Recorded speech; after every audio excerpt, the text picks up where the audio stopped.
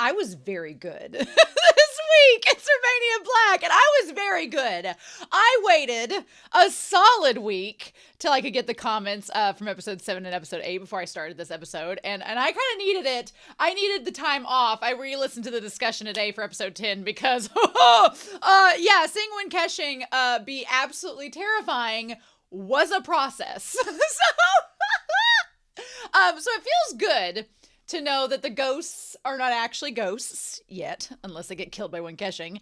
But they are, in fact, a league of cultivators who probably have more outstanding cultivating powers than, say, your average schmo. So they're kind of in the same league as the Assassins, as the Window of Heaven, as the Scorpions, as the Five Lakes. They're just their own band of misfits. And I like that. I like the idea that all of our characters are technically on the same playing field. They're just all different cultivating sects and organizations. I like it. I like that it makes it more complex, more dynamic. It's fun. But we got some comments we need to get through as we go through this. I do want to point out over on Discord, talking about episode 8, Pancake had shared this picture of the Discord, and I had not made the connection in the screenshot, but this image, when they took Han Ying, and then there was like all the people gathered around, they formed a heart. That feels very intentional. It feels intentional. I think that it is, maybe in the moment, so good on them. Love that. Love that. I get Hong Ying out of there. He doesn't need to be involved. He's wannabe rebound. I have been told that Be Happy has shared that there are some redubbing lines in episode 11. We didn't have any for episodes 9 or 10, so it's good that we're back with that. So after the episode, I'll get to those. As far as episode 7 talks about, I had a couple comments for episode 7. One was from Daya in 1997, says, in Chinese, we talked a little bit about the catkins thing in the previous episode. In Chinese symbolism, the word catkin specifically refers to willow catkins. It represents lightness, the fluid nature of life, and is associated with the coming of spring. Gu Zhang said that Zhou makes Win Keshing feel more human than ghost. So can we call Zhou as Win Keshing's coming of spring, which thaws the cold? Oh, don't give my heart such palpitations. Absolutely, we could call him the coming of spring if these two would get off their rockers and start making up. But yes, willow catkins also drift around, going wherever the wind takes them, which is what Zhou Jishu was doing when he gave himself that name. He was drifting. Not Tokyo drifting. But he was drifting. Yeah, I love the idea that Zhou Jishu is thawing out Win Keshing's murderous heart. But we need to see that. We need to see more of that and more of them making up, please. That would be amazing. Thank you very much. So we'll see if that goes over.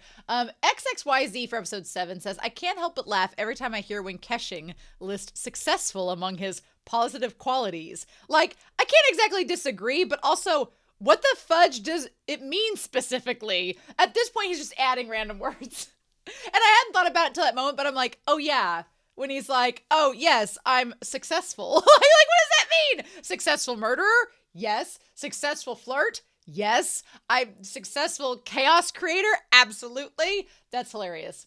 And then they also said, I love how Win Keshing's biggest gripe with Cao Weining is that he mixed up poetry. He's such a nerd. If he went out of dad mode for a second, he might realize that him and Cao Weining are not so different. Win Keshing also instantly was smitten with the Zhou Jishu and constantly tries to charm him with poetry and food, or maybe that's exactly why he doesn't want him near Zhang, since this strategy is currently working pretty well for him. I honestly agree with that. I think that the moment that Win Keshing realized how successful Cao Weining was at wooing Gu Zhang, he was like, well, shit, he knows my plan. He knows my strategy. He knows. He knows too much. He has to go. That is hilarious. And then speaking of Pancake, they said for episode 8, it is easier to remember the order of the 3 brothers we have by looking at how old they are. Gao Chong is the oldest, Zhao Jing, and then Xinshin. The first brother is Gao Chong, the oldest. The second is Zhao Jing. The third and fourth brothers, Liu Taichong and Zhang Yusen, Chengling's dads, are the ones that died. And the youngest one is Xinshin, the fifth brother. So that makes sense. We have Gao, we have Jing, and then we have Xinshin. So good. Hopefully I will remember that. I make no promises. about not getting confused in the episodes, but that makes a lot more sense. And then Icy said for episode 8, if Elder Brother was a redneck like in a Hallmark movie, he'd be calling Chengling a city boy. Yes, that took me out. I was like, absolutely, he'd be calling Chengling. It's like City Slickers, the Don Mai. So yeah, thank you so much for the comments. A lot of people commenting have been things that we've been talking about in the discussions in the episodes, which has been fun. But I'm just super excited to be getting into this episode. I've waited all week for it, y'all. I've waited all week. We're going to start at the 1 minute and 48 second mark because I'm skipping the OP, of course, but y'all, I redid Whiteboard Coon today. He is much more concise after being littered with all of the different things over the last several weeks. So we're ready to start a new chapter with Whiteboard Coon. I just want Win Keshing and Zhou Jishu to make up and be together again because I don't like seeing them apart. They're not good for each other. They're not in great places when they're apart, and they're the best for each other when they are together. So that's all I want. I don't think I'm asking for much except for the plot of the story. So yeah, I'm really excited to see where we go with this episode, but we shall see. So thank you all so much for your discussions and comments, but we're not going to waste any more time. We are going to dive right into Word of Honor, episode 11. We are third into this series, y'all. And we're going to do that here in 3, 2, 1. And I'll see you all on the other side. Good. Episode 11. No big deal. It's fine. Oh, we're back at the, at this place. With the statue and the monument. Oh, the repairs, you say?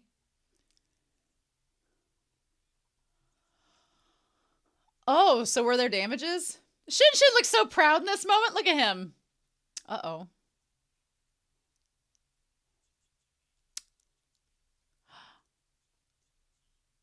Oh, well. Okay. He's like, I didn't want y'all to agree with me. Ooh. Ooh. Ooh, they're the only ones left. Oh my God, him blowing off the fan. Oh. Crazy in love, bitch.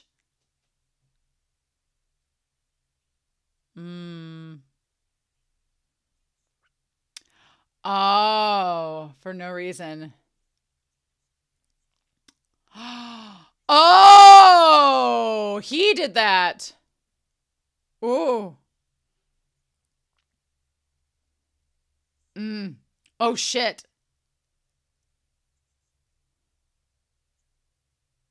Oh.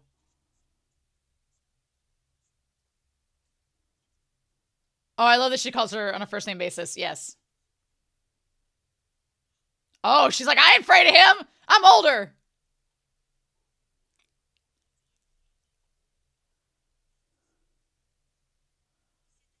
Oh, what does that mean? What does that mean? What does that full-fledged mean? She's like, fine, I'll leave. I won't like it, though, and I'll make a big spectacle of it.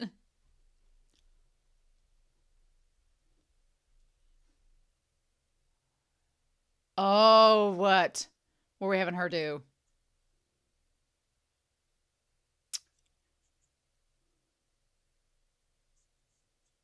Oh.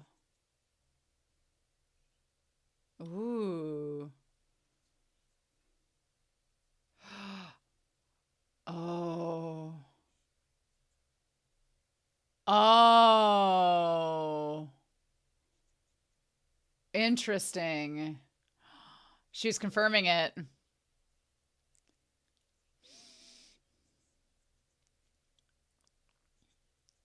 Oh, interesting. Okay. He's like, bitch, did we just become best friends? Is it? Now that I've cleaned the blood off my fan. Ooh.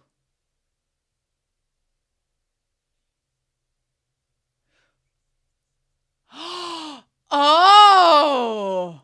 Oh. Oh, I wanted reconnaissance. Oh.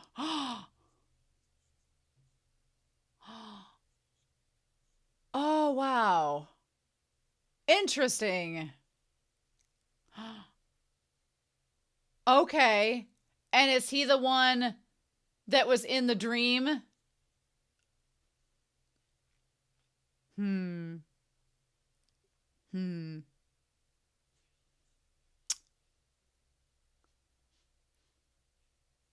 Huh. Oh. Oh, wow. She's like, I don't want to talk about the past and my reasons. He's like, damn it.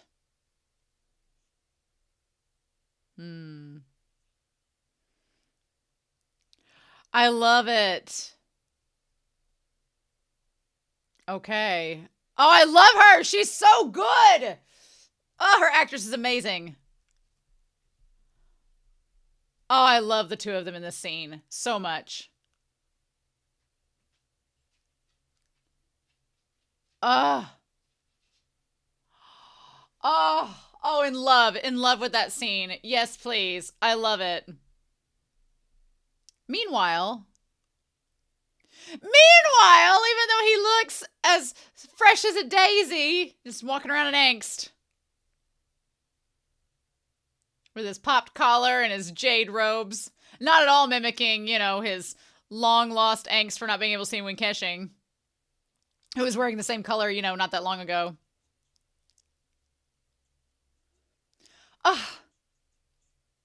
Really?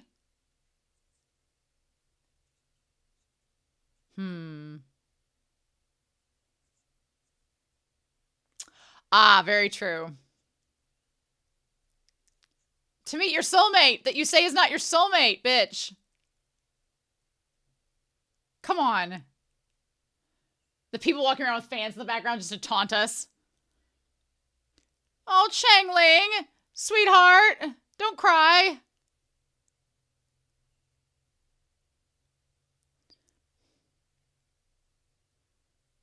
Oh.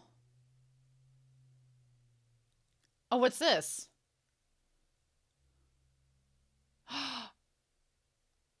Oh, that's not from him, though. That's from someone else. Is it from when caching or from the alluring ghost? Are they trying to, do something to lure them out there? Or maybe it is actually. But why would he... I love Chengling. He was so excited to go. Huh. Oh, and his little moon boots! Sneaking around in his little moon boots! What an angel, baby! Don't mind me, running around in plain sight away from everyone. Oh, shit, right? This bitch! I went for midnight snack! And some milk! Shit!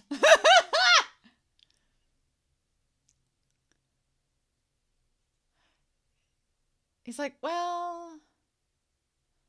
Crap! I don't want room service! I want leftovers! No need for room service. Please go away. Oh, bitch, yes! Go get it! Oh. Oh. She's like, wait a minute. Was that part of the plan? Did I know part of the plan? Am I familiar with the plan? No! That looks like a damn doll! No! Get away from him! He's dead! Oh! Oh no! Nope! Oh my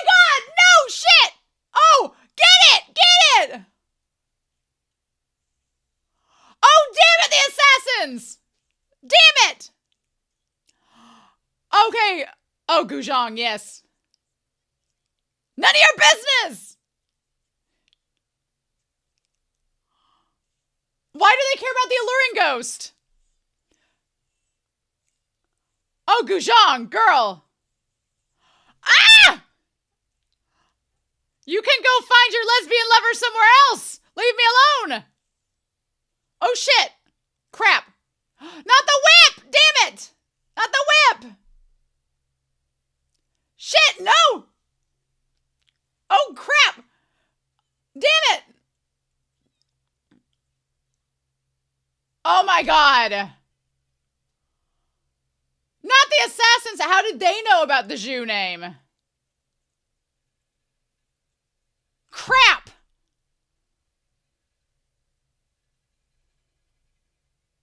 Well, crap.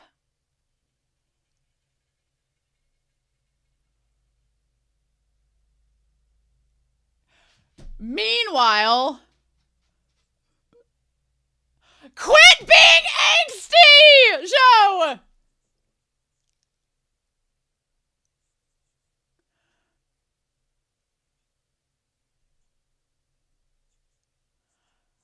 Maybe he'll see the assassin running off with Chengling and go find him. He's just like, just drowning in his ennui. Yes, there we go. He's like, well, son of a bitch! Oh, bitch, yes!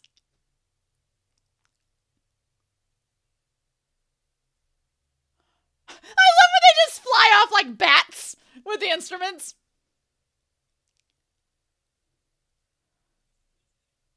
Interesting. So I'm assuming the assassins, they know about Aju and know about a lot of things. That's not scary at all. Uh-oh.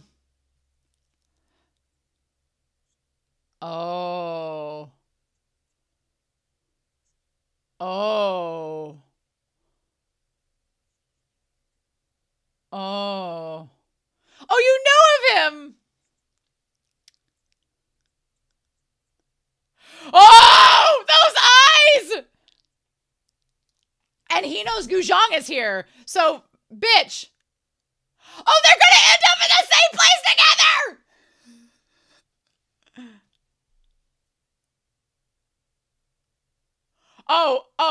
Winkeshing's really fast when he glides. He's like Princess Peach on 2x speed.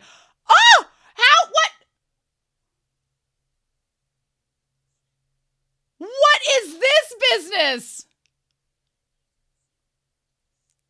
Or my lesbian sister will attack you, sir! What's with the alluring ghost, though? Oh, shit. That could break his arm.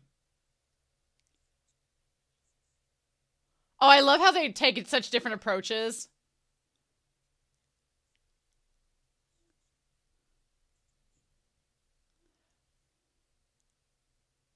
Oh my gosh. Oh my God. That way she said that. No, no, no. He's just a baby. Oh, shit. Oh, is it she burning it? Oh, shit.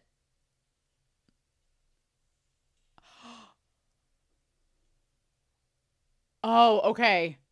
I love his eyeliner.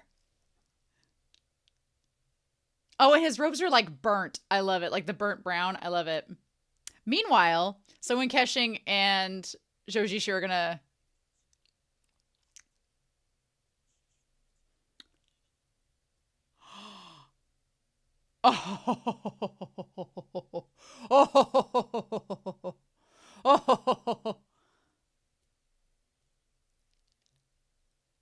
And by squeeze the answer out of you, I'm not touching your penis. Oh, poor babe. Did she breathe fire on him? Is that what it too?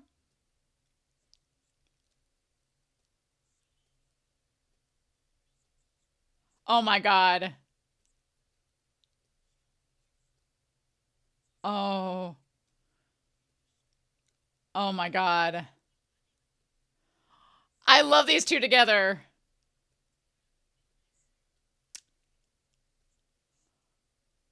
Oh. I'm assuming they were talking about the scorpion.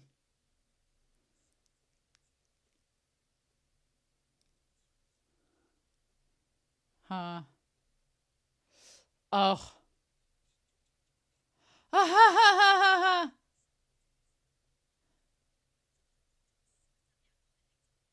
Hmm. Oh my god. Master's young. Okay, no, that was the older one. Yeah. These two ladies just need to make out and get it over with. Chengling's like, I didn't sign up to see this. Ooh. Oh my. Oh shit. Oh well. About that.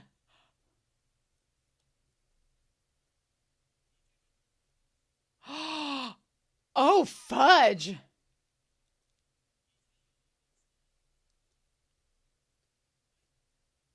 Oh. Oh my god.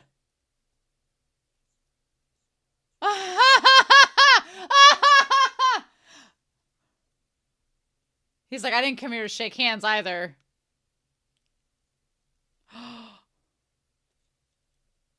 Oh, I love he keeps bringing up his dad and like what he learned as a kid. Ho ho ho ho ho.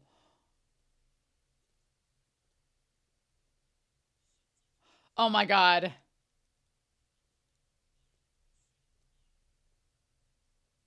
Oh my god. Well, shit!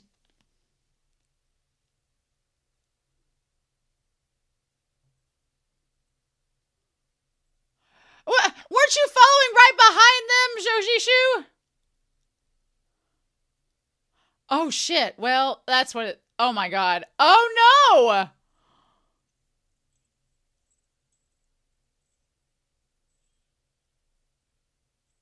Oh.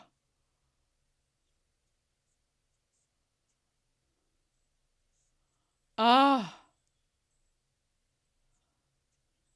Oh my gosh.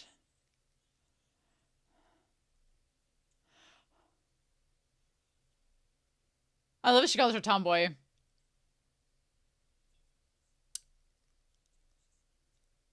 Hmm.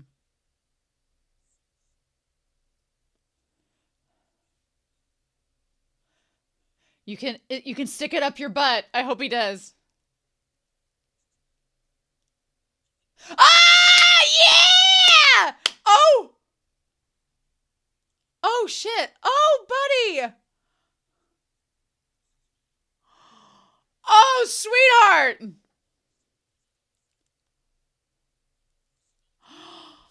Oh. Oh, oh, bitch. Oh, oh, here we go. Here we go. Yes.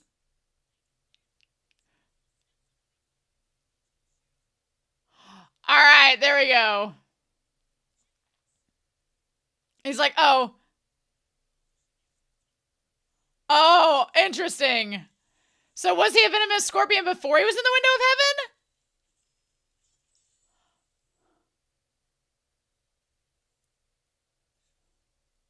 Oh, he recognized the sword. There we go. Oh, he's like, oh, I thought you were ugly.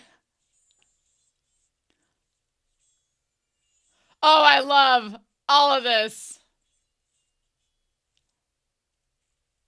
Oh, oh shit, now he's here.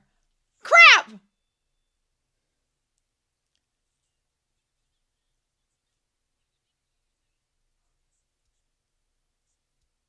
Come on, no.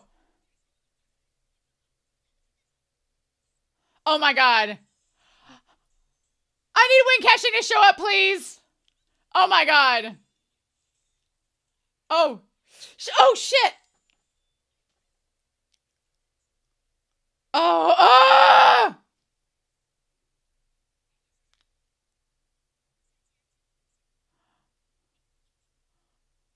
Oh. Okay.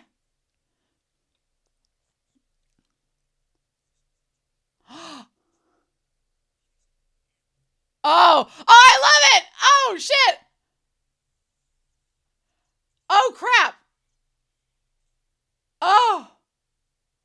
Oh, I love it. I love the spy gear. Crap. Oh.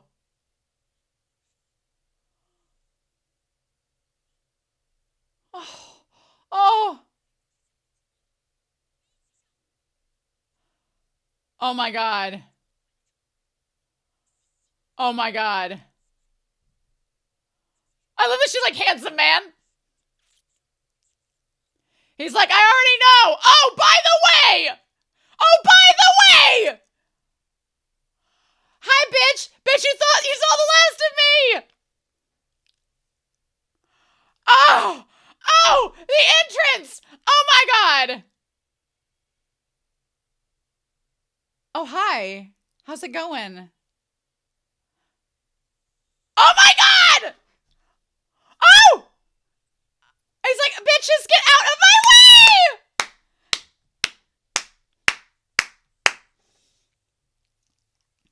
He just like shoved them aside. He's like, well, they have to die now.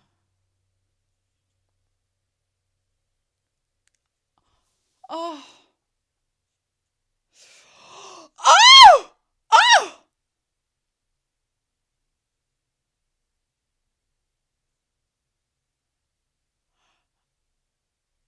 What was that sound? Oh, well, shit.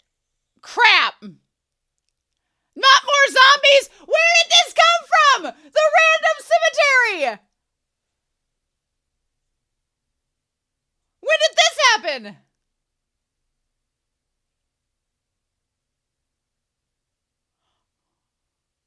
Oh.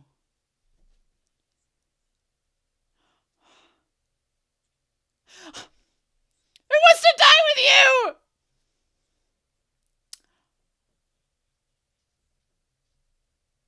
Oh, bitch, what? Oh, it's him! It's him! Ah! Oh my God!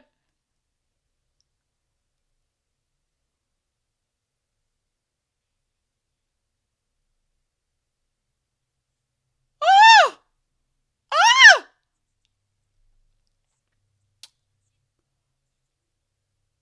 Oh. Oh my God. Oh, so he knows it's Joe, yeah. Your friend in life and death.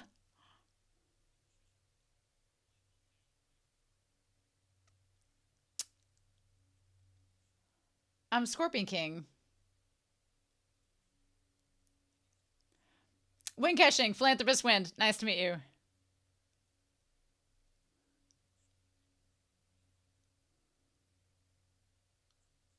Oh. He's more talkative than you! Oh, shit!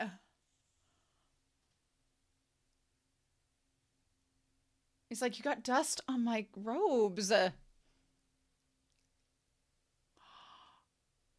like, ugh. Mmm. Oh my God. Ah!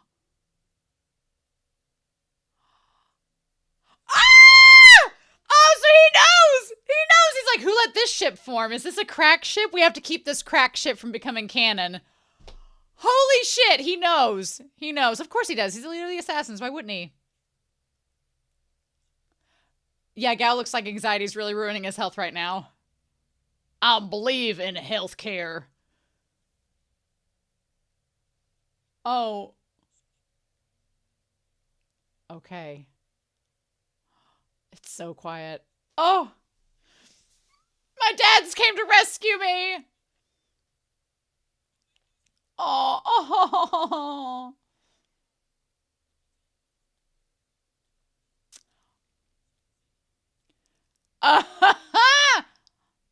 Oh. Oh, are you older than me? Mm-hmm. Aw.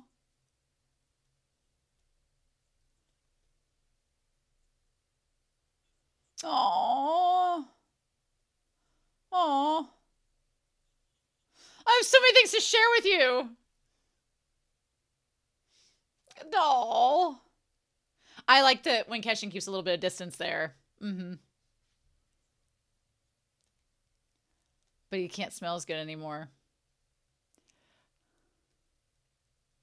Aww. When Keshin's like, oh, that's so sweet of you. Only you guys are sincerely nice to me. Everybody else is just using me. When Keshin's like, I'm really okay with you just because he is. An Ajong. Ha! Well, you're not wrong. He's like, what? My daughter's like a lot to handle. Sorry. Hmm. Hmm.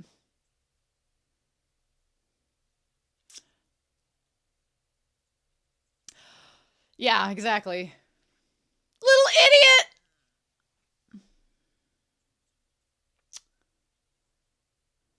Oh. Hmm. Bless his heart. Yeah, what do you want? Oh. Hmm. Aw. Is that your wish?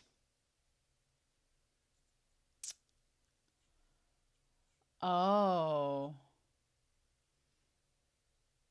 Well, yeah, it shows like, okay, hold on. We don't have to.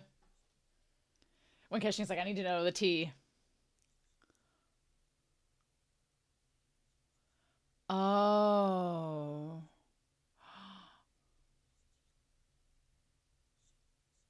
Hmm. But I trust you two. You guys aren't nobodies. Hmm.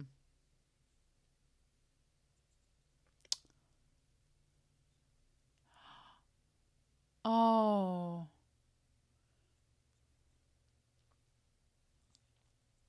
Oh. When Keshing, quit looking so soft. It's just, I watched you murder someone 20 minutes prior when I was rewatching the episode. And just now. Oh. Oh, he did hide it in his stomach. Okay. Yes, that's what it was from. I can't believe that that's the case. I can't believe he actually hid it inside of him. Holy shit.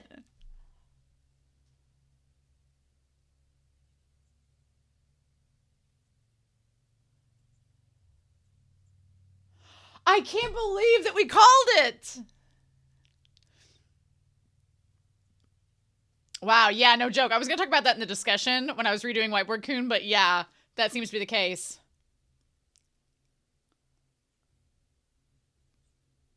Well, you've seen them. Oh.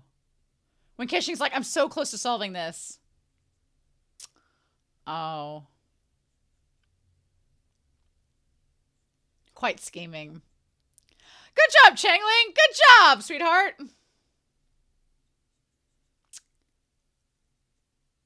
Hmm. Ha! If worse comes to worse. Nice. Hmm.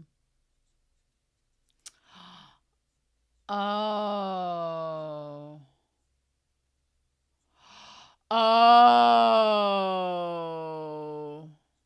Hmm. Oh. Oh. Oh, wow. Oh, that's the dad. Yes. Ah!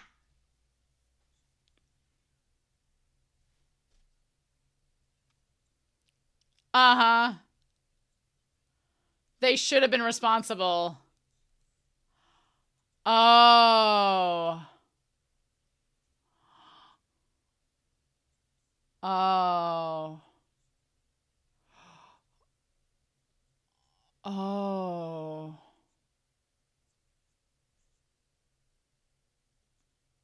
That's the question.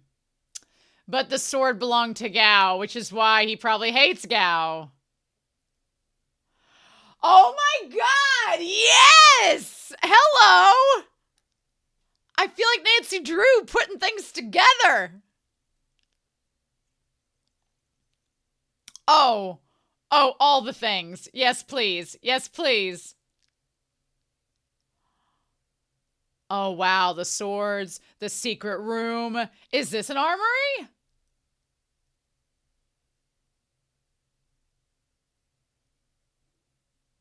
This looks like an armory. Is it your personal armory?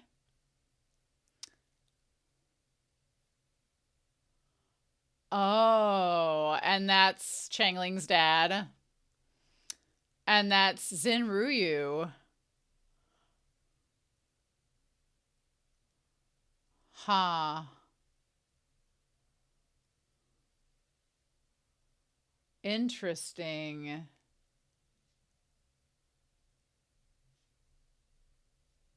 Hmm.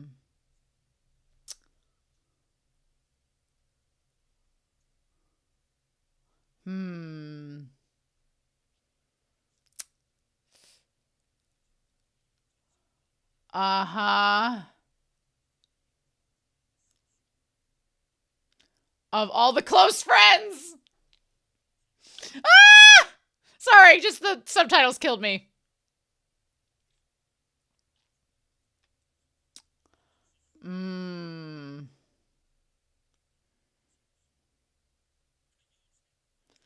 Uh-huh.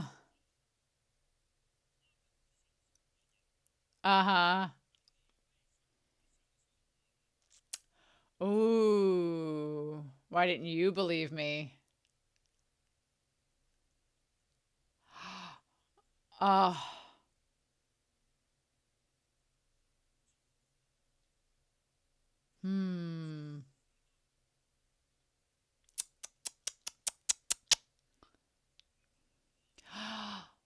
Uh-huh. Is meeting you. Wow.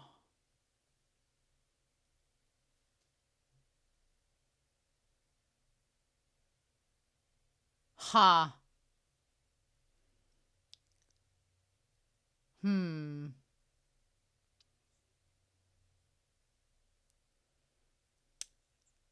And the other brother. Yep, they both died.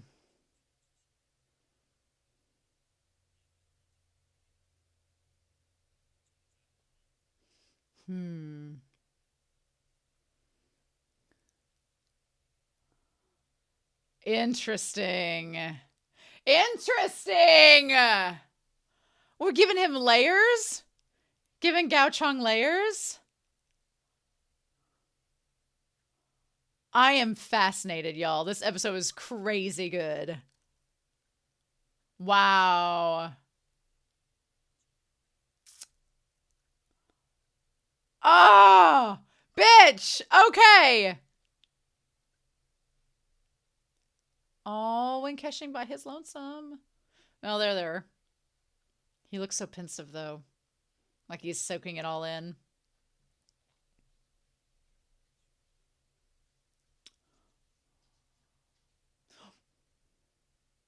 No.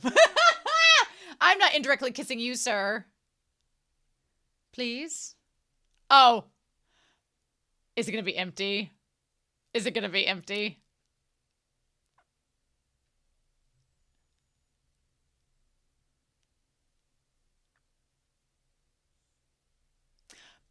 Sirs. Did you have a fight? Yes. Yes. Short answer is yes. Don't be mad anymore! Oh! Oh! Oh! Chengling, you sweet angel! Oh! Oh! Oh no! He's like, who's soft-hearted? Oh. I'll apologize for him. Oh, Chengling, you sweet angel baby.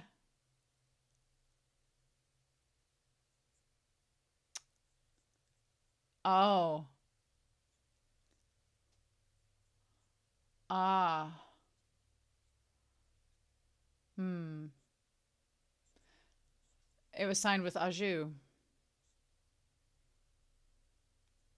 No, it was not.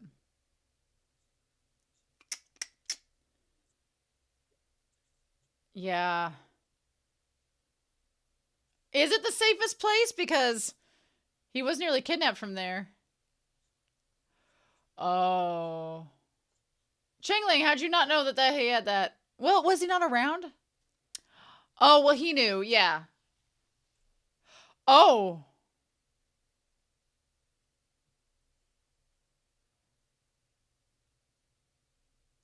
Chengling's like, man, you don't even need a chiropractor when you got Winkeshing.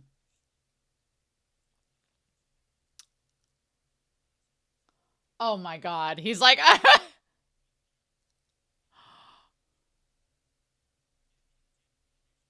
hmm.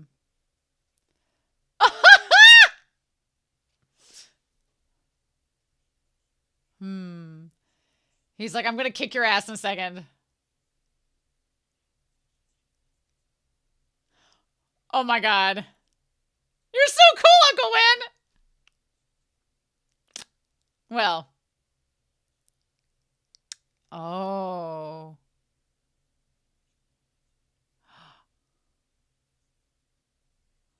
Oh.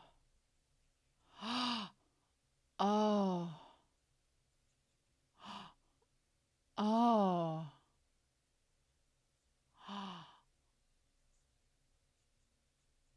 Oh.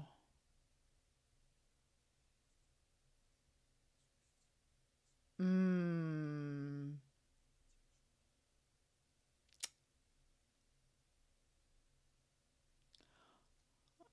Oh.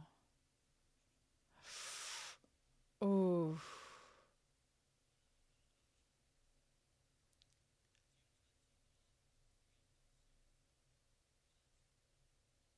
But tell him the truth. I mean, I know he can't.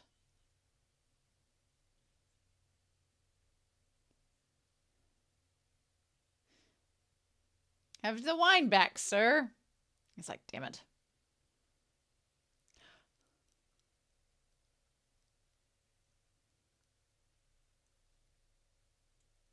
Hmm.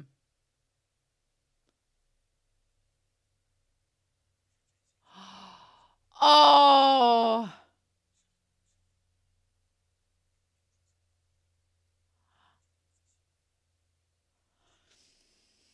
Oh.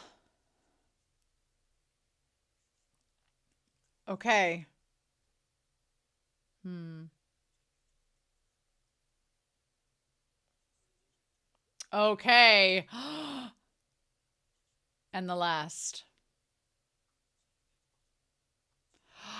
Okay. Okay. Yep. We're going to talk about this. Uh-huh. And the alluring ghost knows him too. Oh, man. Like 7 degrees of Kevin Bacon. Who knew they named Four Seasons Manor? Oh. And when Keshing's like, wait, what? Oh.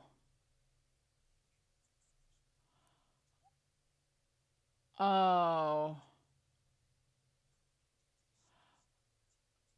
Oh.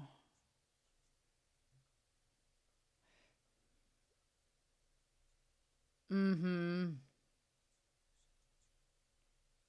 Would all die.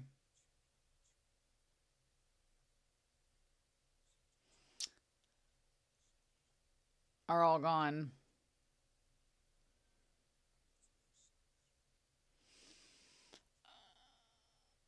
Uh-huh. Yeah. That's why they know him.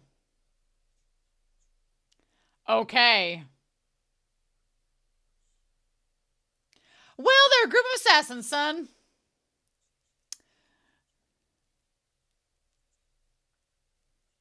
They are complicated, intricate, and highly secretive. Ah.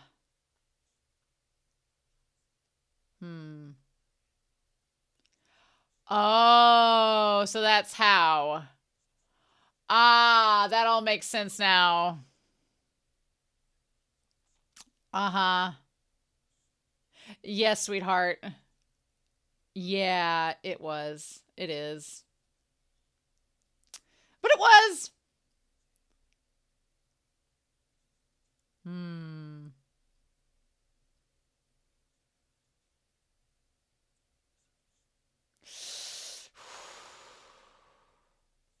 Uh.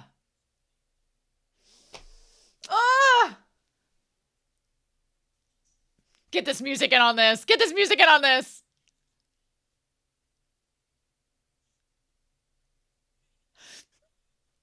Of course I am.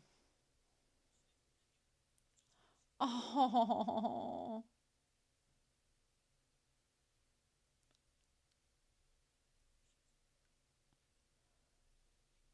Oh. Oh. Oh. Oh. Sweetheart. He's like, you're not going to leave the kid, Len. Oh. Oh. Oh.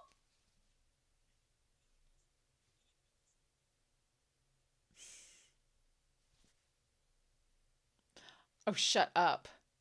Oh, shut up. Shut up! Ah! Ah! Ah! Oh my god! Oh! Oh! Oh, the episode was too short. It was too damn short. No! How dare you, show? Oh, I'm so glad that they've, like, kind of made up. Ah! Oh! Oh, man.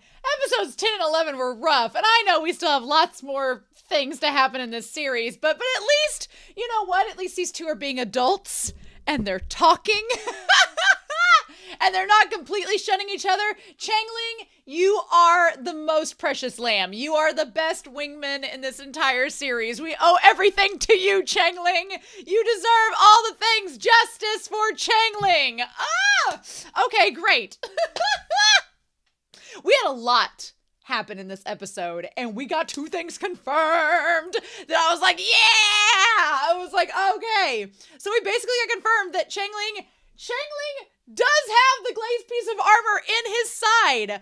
I was like, it was driving me crazy because back when it first happened, when he was like, oh, he's got this injury, and he was like, I was like, what is he gonna do? Like, what is that? Is an injury? Is anybody gonna check him? And then when they were like pestering him on where the glazed armor was, I was like, did he put it inside his body? Ah! I can't believe that that's the thing. And then also, are we confirming that Rong Zhan is the father of Wen Kexing? Are we confirming that as well? Are we confirming that as well? I think we might be confirming that as well because he looks just like how he did in the coffin house. The actor playing Rong Zhan in the flashback looks exactly like the actor playing Wen Kexing's dad in the coffin house. So I'm like, okay, that would explain a lot. So we're going to talk about it. Also talking about how Wen Kexing might have a little bit of a connection to Chengling through this development. We shall see. But yeah, lots happened. So you'll notice Whiteboard Kun now just has this little arc over here, this tower of information. I've kind of condensed everything down to like things I thought were important. So 20 years ago, as we come up in this episode, Rong Zhan was defeated, and we'll talk about that this episode, by the Five Lakes Alliance, which is brought up in this episode. So glad that it is. Each of them took a piece of the glazed armor that was split into 5. We know Rong Zhan is the one who had the armory. And now we know when Wen Kexing was asking, you know, Zhou Jishu about it, being like, oh, do you believe this armory that's supposedly going to make you immortal? And Zhou Jishu's like, no, not really. Then Wen Kexing's like, he's not a greedy bastard. I can trust him. And then realizes that they're soulmates later on. You know, like you do, casually. My question had been, each of them took a piece of the glazed armor. I had thought about this back when I was writing on Whiteboard Kun. I was like, why is it that if this armory is supposedly going to make someone invincible, why would you split up the glazed armor? Except, originally if they had intended, they didn't want anybody to find the armory because they thought nobody should have that amount of power, and Rongjean had that amount of power. Or, as we find out in this episode, they all kind of didn't trust each other. And so after it was all said and done, they all pointed fingers at each other, and Chengling's dad was like, I pieced out thinking what they did was wrong, took my piece of the glazed armor and went, and they all kind of separated and did the same. And then when things started to go downhill, that's when they were all like, oh, hey, let's get back together, guys. Let's get the band back together. I think that's so interesting. But yeah, as to where the glazed armor pieces are now, we know that the hanging ghost originally, that's currently MIA, but I thought the ghost chief took him out and took the armor for himself. We haven't confirmed that again, but they took the first glazed armor piece, and then someone in red that I thought was Winkeshing supposedly took the armor from the hanging ghost. Maybe Winkeshing has it and he's not saying anything. Who knows? Maybe, like Chengling has put the glazed armor inside his stomach. Winkeshing has placed the other piece of glazed armor near his penis, and only Zhoujishu will be able to find it at some given point. But since he's not interested in the glazed armor right now, we're not going to worry about it. So we know that the changing ghost, basically the alluring ghost kind of hinted at that he wanted to stage a revolt. I think he's going to, and I think he's going to work with the Scorpion King and the Scorpion Assassins. I think that's pretty much a done deal by now. And then we have the alluring ghost and the tragicomic ghost, which obsessed.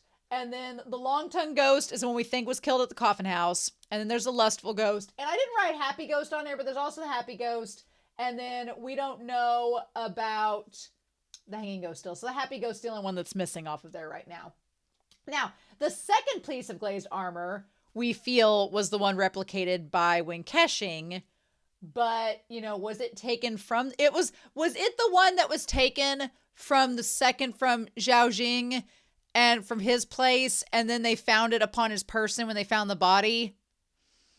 I can't remember. Or was that the one they got from the long-tongued ghost? It might have been the one from the long-tongued ghost that was stolen at the coffin house. I'd have to go back and check. But then we have the third piece that's with Chengling. No need for a question mark now. It's with him. It's inside of him, so kudos. Kudos to you, Chengling. He turned out to be, kind of clever, and Zhoujishu was like, oh, you can be pretty clever, kid. And he's like, well, I try. I try to look like a weakling to confuse everyone. So then we have the one that was from Al-Lizi. And that's the one I originally thought was with the changing ghost. But the changing ghost, I feel, killed Al-Lizi. And so they have a piece now with the assassins. So the assassins might possibly have a piece or two. Winkeshing has a piece or two. Chengling has a piece.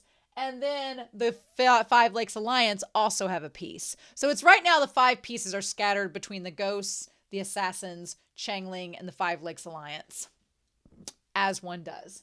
So, other pertinent information that we should know at this point is that Dong Quan, he is in a coma. Zhao Lian likes him. He's from the one sect, the Yu Yang sect, and he was the one that survived the tragicomic ghost's last wedding funeral. Then we have Feng Xiaofeng. Feng Xiaofeng is the redhead that is working with Gao, Shan, which is maybe related to the Gao Chong.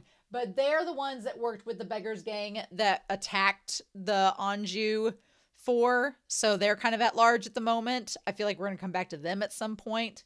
And then the Changing Ghost was responsible for the theater attack with all the decapitated heads that provoked the Five Lakes Alliance. And has been working with the assassins to possibly wreck Mirror Lake. We don't know for sure yet. This is all just conjecture that we've been getting. And then the Window of Heaven and the Scorpion Assassins are both kind of behind the scenes, and they want glazed armor for different purposes. The Assassins probably want it for, what would assassins do with an entire armory? What would they do with that? So it's obvious why they want it. And we think Window of Heaven wants the armor because of Jin and his conquest. So we've got that. But then we have the Beggar Gang, and they're working with Hua He and his people. And they kind of want the Five Lakes Alliance to just all go down for whatever reason because they're not happy with them and how things have turned out. And then you have the Broken Sword Manor who are thinking that the Five Lakes Alliance are responsible for a bunch of this stuff. So it's a hot damn mess right now. it's a hot ass mess right now.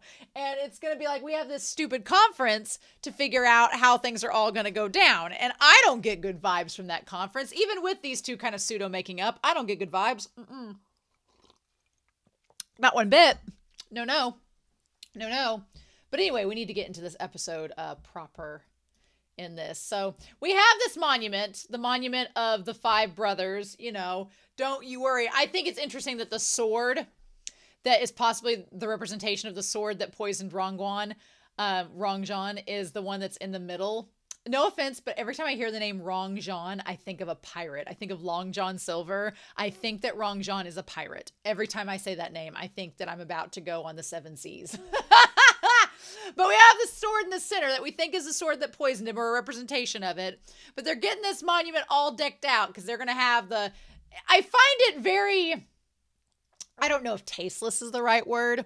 I find it intriguing that they want to have the conference at this monument celebrating their victory and success when Gao Chong kind of establishes that things weren't exactly as cut and dry as they seemed, right?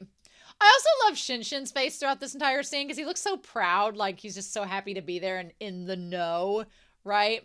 And then Gao Chong, of course, is like, well, I maybe am not as legendary as things seem to be. Okay, the tragicomic scene with the alluring ghost and Wing Keqing is everything.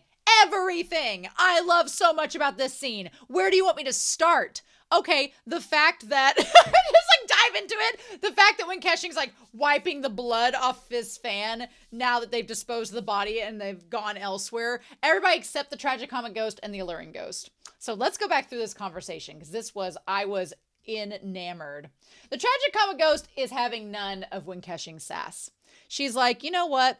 You acting like a crazy ghost and threatening people and murdering in front of us, that's all well and good. She's like, but you're going to get these other ghosts pissed off and they're going to try to revolt against you. And you think that you can't be beaten. She's like, I wouldn't push your luck. So I feel like she's just kind of frustrated with him at this point. And she seems like she's the eldest ghost. And so and I wonder if she knows him through his dad, if she knows where he comes from. I'm very curious about their dynamic. She's like, what kind of crazy are you in this time? And then, meanwhile, Beyonce's in the background playing Crazy in Love. And he's like, I'm always crazy. Love it. I feel like when Keqing acknowledging saying he's always crazy, it's like the Hulk saying he's always angry. He's like, I'm always frustrated by something. Gongjun's acting, I'm just going to say it. The way he can go from being naive and faking naivete and being angry, to being concerned, to being sentimental, to being curious. You could do a study on his facial micro expressions and just do a study on the way he emotes. It is insane. So good. But you all know this. When I'm not being crazy, that's when you guys start to get even more terrified. He's like, you guys know I'm crazy. When I'm not acting normal, that's when you all get worried. So why shouldn't I act this way? And then the tragicomic ghost is like, well, you killed the white changing ghost for no reason. She's like, things are hectic. Why'd you kill the white changing ghost? That seems like a little bit over the top, right? And she says, why did you ask my girls to spread that half of the nursery rhyme about the ghosts on Mount Qingya everywhere? So, the nursery rhyme that we thought the Ghost Valley had spread, that we had been maybe concerned that the assassins had spread. Oh no, it was Wing Keqing spreading it. Wing Keqing has been sowing these seeds of chaos, and now the tragicomic ghost is kind of calling him out for it, being like, why'd you do that? What's going on in that brain of yours? I love when he just like lifts his eyes to look at her. Oh! And he's just like, well, don't take tolerance as forgiveness. I just love how serious he gets looking at her. And she's like, Wing Keqing. I love that she's like, I'm talking to you. Let's have a conversation. Don't be getting all crazy. And then the alluring ghost is like, let's smooth this over. Please don't be angry at my master. She's mad because she cares. We all care about you, and we want to do our work better for you. I love that the tragicomic ghost is on first name basis with the alluring ghost being like, Chancho, get up. Like, don't prostrate yourself on my behalf. I love their relationship. I love everything about this scene. It's so good. The luring actress, and she's like, you're afraid of him, aren't you? But I'm not. The tragicomic ghost is like, bitch, I ain't scared of him. He's a baby. And so when Keshing says he wants the tragicomic ghost to leave so he can talk to the alluring ghost alone. And she's like, do you believe you've become fully fledged now, don't you? I don't know exactly what fully fledged means. I'm thinking that maybe she's like, do you really believe that you are fully evil and capable of leading the ghosts? Like, somehow when she said fully fledged, she's like, do you truly believe that you are steeped in evil with no way of going back? Now, whether she means that or not, I don't know. But the way he looks at her when she says that, and the alluring ghost is like, please go. Don't make things worse. She's like, I don't want you to get hurt. And tragicomic ghost is like, fine. I'll leave, but I won't be happy about it. She just storms off like young whippersnappers thinking he knows everything. Can I just talk about the alluring ghost and the way that her and Wing Keshing have a relationship?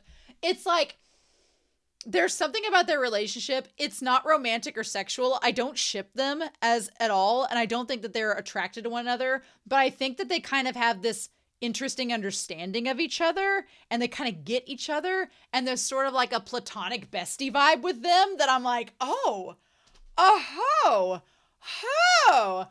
kind of all for it. Now, I don't know if that's like a Han Ying vibe with Zhou Jishu as to the alluring ghost vibe with Wen Keshing. I don't know if that's the same, but their chemistry on set is palpable. I love it. And her saying, I'd like you to ask to forgive my master's rudeness. All of your actions have deeper intentions, and we just need to follow your orders.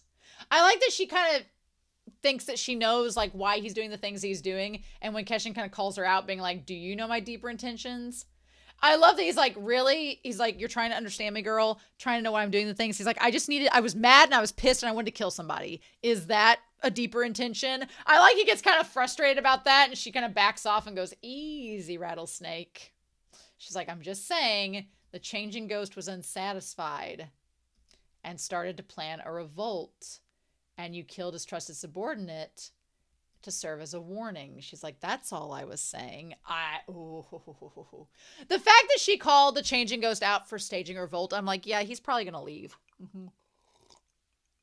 I don't know if that warning is gonna do much for him, especially because the Scorpion King knows who he is. So we might as well get on this. So the Scorpion King, who, by the way, now that we know that Wing Keshing's actor was originally supposed to be the Scorpion King, I'm really glad that the guy playing the Scorpion, and their roles were supposed to be reversed. I really kind of like the fact that the guy playing the Scorpion King is the one doing it, because as cool as he would have been as Wing Keshing, I really love Gong Jun as him. And the guy playing the Scorpion King is just the perfect amount of mystery and menace that you're like, ooh, okay. So we know the Scorpion King, he not only knows who Zhou Jishu is, he also knows that Wing Keshing is the ghost chief. He knows about him being the ghost chief before Zhou Jishu figures out he's the ghost chief. That's the thing. So then the alluring ghost, he's like, alluring ghost, do you know what kind of consequences the people who guess the intentions of their superiors face? She's like, well, one would only guess the intentions of their superiors for their own benefit. She's like, I'm loyal. I just want to be useful. She's like, I'm not doing this to try to undermine you, sir. She's like, I just want to get to know you so I know how I can help you. And I like that she frames it in the way that she does, but essentially what she's saying is, I'm not going to abandon you and backstab you. I like the tragicomic ghost. We're besties. I'm trying to help. So I'm loyal. Are we cool? I love it. She's like, I'm guiltless. And I love that kind of gets him. He's like, fine. All right. He's like, you don't have your own agenda. You're just trying to help me. All right. She's like his beard. I love it. And he's like, well, don't worry. Everything is in my control. I'm like, is it? I don't know if it is or not, especially if the Scorpion knows who he is. I have something else for you to do. And she's like, sure, I got nothing else going on. My day's free, calendar open. And then him going, I like him getting close to her, and she gets like a wee teensy bit uncomfortable at first, and she doesn't exactly know what to do, and she can't meet his eyes. And he says, did you learn your appearance transformation skills from the Four Seasons Manor? And she says, yes. So, Alluring Ghost has some ties. It's like 7 degrees of Kevin Bacon up here. So the Alluring Ghost was disfigured, which I kind of love the idea that she can change her appearance, and she thinks that it's to hide how she once looked, that she doesn't like it. So she was disfigured, but she showed an act of kindness to the manor of the Four Seasons, their leader, who we're going to get him down here. And in exchange for that kindness, he taught her how to transform her appearance. He asked if she's ever been there before, and she was like, no, I just happened to meet him randomly. I gained an opportunity by mere coincidence when I was little. I did the favor of treating him to a meal, and he pitied me for being disfigured. And so he taught me transformation skills. That's all. And he says, well, that must have been the leader, which was, his name is Chin. Chin Huaizhang. And so what he did was help give her transformation skills, which she used to her advantage to go back and become a ghost, essentially the Alluring Ghost. And by doing that, she was able to work under Wen Kexing. And Wen Kexing, of course, has known Zhou Jishu now. And we find out that he was the disciple and now the current leader of the Four Seasons. And now he has passed that on to Chengling. So awesome. And it's all just building this big web of how everybody knows everybody. So yeah. He's like, well, that must have been that man. And so she's like, yep, that's who it was. Indeed. It was indeed Senior Chin.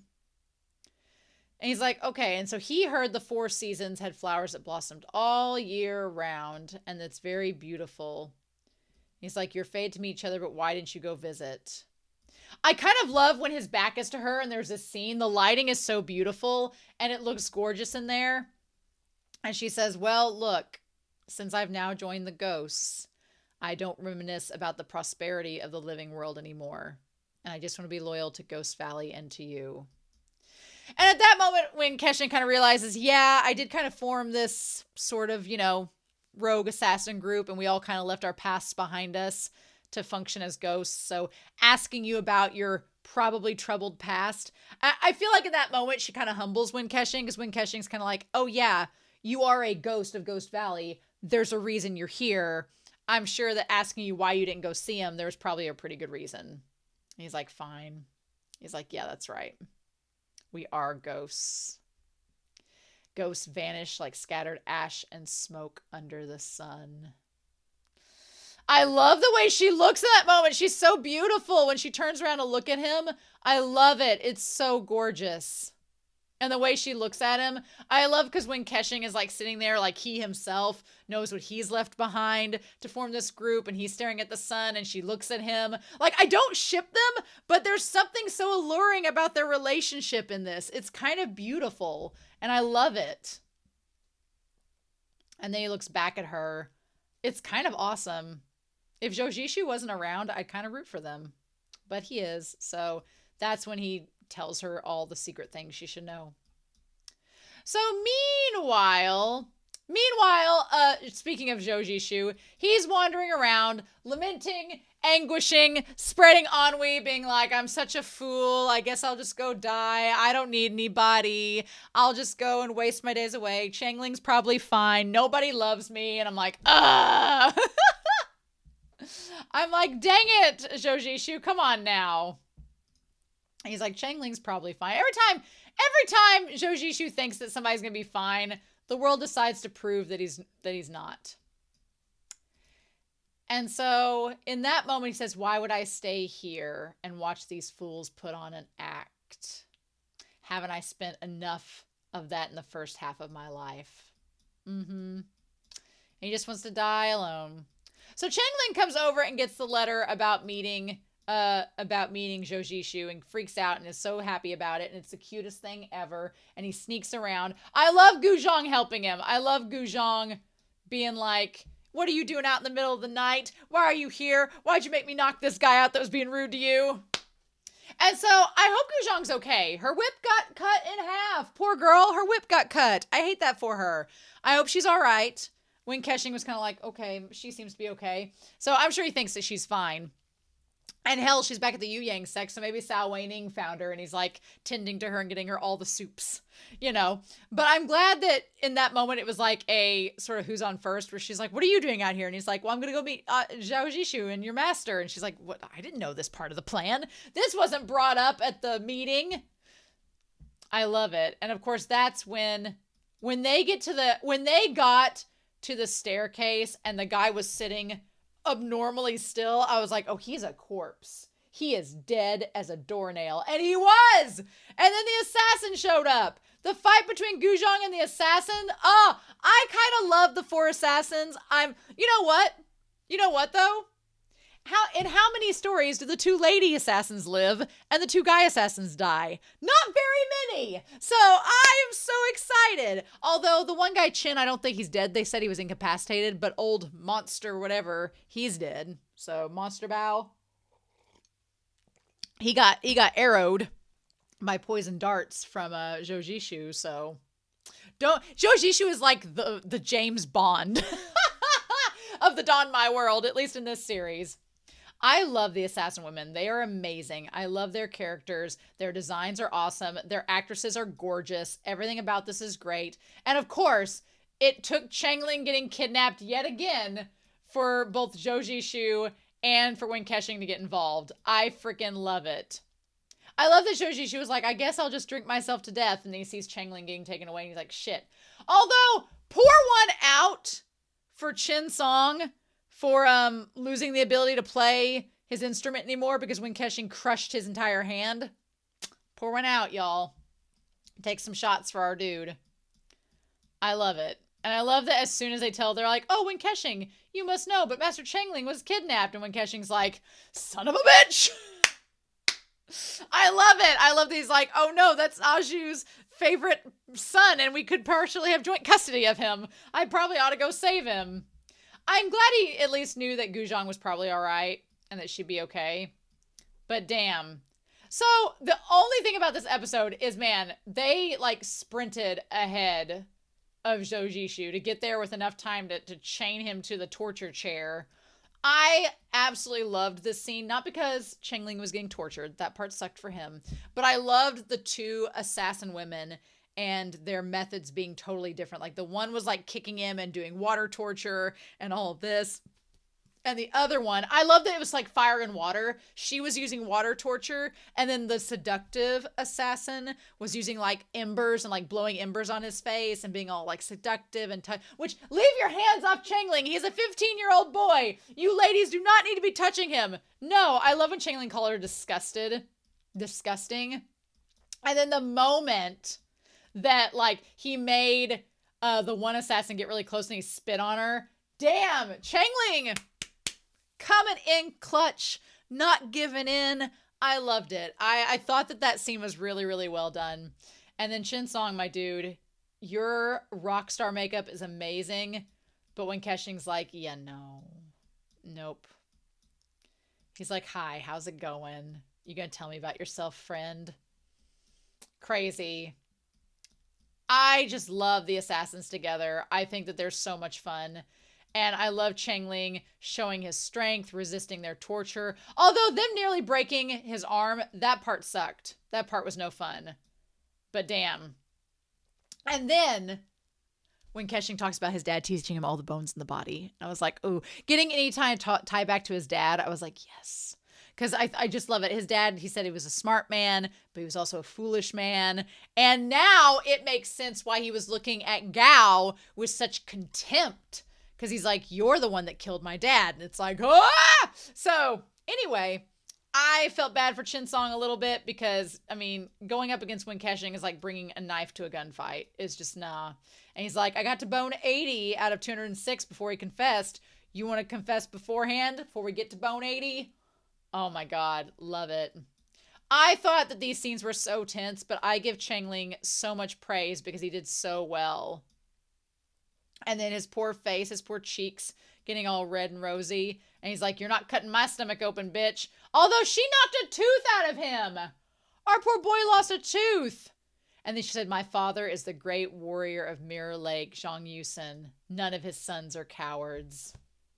Our boy Chengling has grown up so much in 11 episodes. He's grown up so much. I'm so proud of him. Well, then Zhou Jishu comes in. And they're like, who are you? And he's like, your worst nightmare. I love it. You bunch of stinking scorpions don't deserve to know my name. I love the concept that Zhou Jishu... So Zhou Jishu in all of this, he took the window of heaven at some point, and they tried to, it sounds like they tried to subjugate the scorpions, or at least get them like absorbed into the window of heaven assassination group, and they were like, nah, we're not interested. So it sounds like that's how he knows them. So he's known them for a while and knows who they are. And I love that it's his curved sword that gives him away, and Chengling is like, oh my God, you are hot now. Love it. But yeah, fighting 3-on-1, I love the revolving doors, and the old monster comes out, and they're fighting 3-on-1, and then he's like, I don't have the power to drag this out. And so when they go to kill him, he manages to get the one cornered, and then fires the darts at them. And this part here, where he's up on the pedestal by Chengling, and he's like, what a coincidence. No one can stop me from killing who I want and getting what I want either. And then he shoots the poison darts, right? I loved that. I thought that was amazing. And I'm going to be real. Seeing Zhou Jishu and Wen Kexing just being murderous in this episode, I feel like both of them thought about it and they were like, yeah, we both have a nasty past. We both have done some pretty gnarly, potentially bad things in the past as well, but we should just let bygones be bygones and just let all things be settled. And if we want to be murderous, let's just be murderous and make out together. And I'm like, yes, exactly. It's so funny because they remind me of, I'm going to get a little bit into MXTX right here, just a wee bit, just a little bit. It's so funny because on the one hand, I'm going to talk about Modao Zushi and Heaven Official's Blessing for a hot second. So bear with me. If you don't want any information about Heaven Official's Blessing or Modao Zushi, when I'm done waving my hands, then you can come back.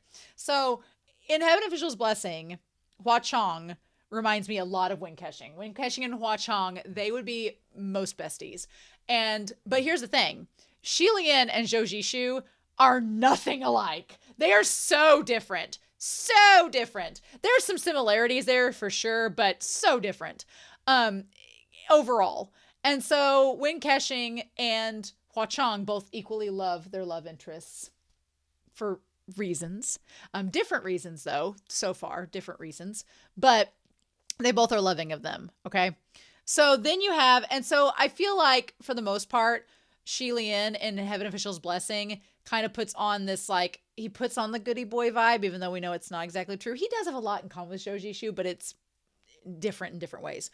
But the dynamic between these two, Zhou Jishu and Wen Kexing, reminds me more of Modao Zushi with Lan Wangji and Wei Wuxian, because in that series, Wei Wuxian and Lan Wangji are both aware of the bad things that have been done in the past on either of their behalfs. Although I would say, and arguably, Wei Wuxian did more severe things than Lan Wangji, whereas these two have both done equally severe things. But my point is, in Modao Zushi, they both understand their past and the bad that they've done, and they choose to accept the love of each other and move on from it. So I would say likewise, unlike many Danmai that I've read so far, which are 3, it's interesting to see two main characters who are both kind of the bad boys, and they've done bad boy things, but they both are willing to overlook it with each other and move on from it and love each other regardless. And that's kind of badass, and I'm kind of here for it. So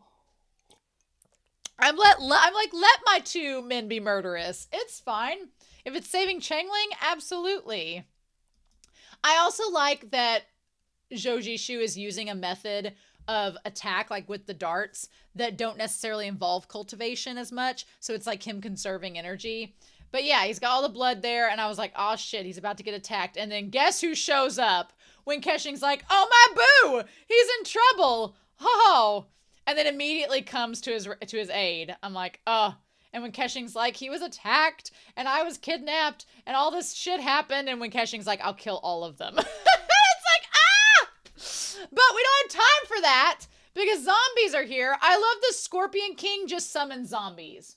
Just summon zombies. Why not? And I love that it's like when Keshing and Jojishu walk outside and the Scorpion King has arrived with coffins, paper mache things, and just instantly the ambiance changes. I'm like, which, I mean, I guess that we keep the bodies around just in case we need to summon them. I love it. I love the two of them are like, well, we're gonna, at first they're like, well, we're gonna leave. And then at this, what happens here? They get around here, and when Keshing, what did he say? Because there's zombies everywhere, and Chengling's like, shit, what are we gonna do about these? And then when Keshing says, take Chengling and leave, he's like, I don't want anything bad to happen to you. And I'm like, oh my God. And then Jojishu's like, I'm not going anywhere. I'm not going to let you die alone here. He's like, fine, then we could die together, and that's also a good ending. And Jojishu's like, spare me. I love, he's like, spare me. Who wants to die with you? And when Keshing's like, I know, neither of us need to die, so let's just not do that. Oh, they're flirting. I cannot. And then the Scorpion King's like, well, you could live and die together. How's it going? I could definitely, here's my thing. The actor that plays the Scorpion King, if you told me that he was going to play the Ghost Chief, I absolutely think he could play the Ghost Chief. I have no qualms with that. But I don't know. Gong Joon is just so good with the soft, concerned expressions. I don't know if I could see him doing it as well. I mean, he does so good as the Scorpion King that I kind of just love him in this role. And he's like, bitches, you guys, because the two women start to complain. They're like, oh, well, the one guy was killed and Chin is incapacitated. And he's like, you guys lost. You don't get to talk. I love the idea that we have Gao Chong, who's the leader of the Five Lakes. We technically have Jojishu, who's the leader of the Four Seasons Mountain Manor clan. And then we have Hong Ying, who's the leader of the Windows of Heaven, Hong Ying's like at the bottom of my tier. I'm not as worried about Hong Ying. And then we have the Scorpion King, who I think is on the same level as Wing Keshing as the Ghost King. I think they're both on the same level, right? I think they're both on the same level. But he's like, are you not going to introduce me to your friend in life and death? I was like, oh! And when Keshing's like, oh, you guys, you recognize that we're a couple too. I like when Keshing being like, oh, just you wait till friends in life and death. Just you wait, sir. I was like, ah! I like that the Scorpion King is like a secret shipper of them. We'll talk about it here in a second. He's like, why are you sending people to kidnap Chengling? And he's like, well, we're the Scorpions. And he's like, I could tell you, but he's like, Sierra, I could teach you, but I'll have to charge. He's like, I could tell you who I am, but I have to charge. So let's have a battle first. And Joe's like, I already know who he is. It's fine. Let's not make bets. We're not gambling people here. I love when Jojishu says, yeah, damn it, he's more talkative than you are. Let's get out of here. Here's my thing. The Scorpion King knows who he is. He knows who both of them are. And he's like, how did those two devils get together? He knows the power of their ship. He knows the power couple that they are. The Scorpion King is like, we can't allow this crack ship to become canon. I was like, too late! So, yeah, so he knows. They want the glazed armor as well. And so we're going to get in on this. But he basically knows because he's been working with the Changing Ghost. So I'm sure the Changing Ghost has been telling him every single thing that he knows. And that's how he knows about all of them. It's all a big old circle. A big old circle of how everybody knows everybody. So meanwhile, Gao and them show back up. And they're like, everything's fine. I like that Shin's like, everything's fine. Don't let anxiety ruin your health. It's fine. Chengling's just missing. The one thing that we're keeping here for obvious reasons is just gone. It's totally cool. No, it's not cool. And Gao knows it. And he's like, the four assassins definitely took the risk to kidnap him, to force him to reveal the whereabouts of the glazed armor. As long as Chengling doesn't say anything, his life shouldn't be any danger.